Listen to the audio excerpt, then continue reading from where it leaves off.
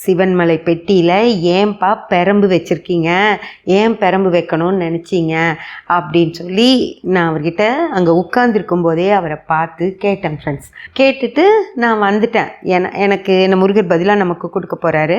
என் மனசில் தோணுனதை நான் கேட்கணும்னு நினச்சேன். கேட்டுட்டு வந்துட்டேன் ஃப்ரெண்ட்ஸ். வந்து நான் அன்னைக்கு நிறைய வேலைகள் இருந்தது, எல்லாம் முடிச்சு வச்சுட்டு தூங்க போயிட்டேன். படுத்து நான் தூங்கிட்டு இருக்கேன்.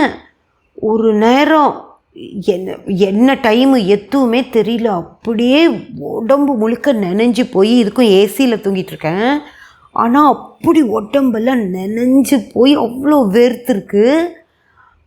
அப்படியே முழிப்பு வந்து முழிச்சிட்டேன். முழிச்சு பார்த்தா பெட்ரூமில் தூங்கிட்டுருக்கேன். ஆனால் இது வரைக்கும் எனக்கு நடந்தது விஷயங்கள் எல்லாம் அப்படியே ஞாபகம் வருது ஃப்ரெண்ட்ஸ்.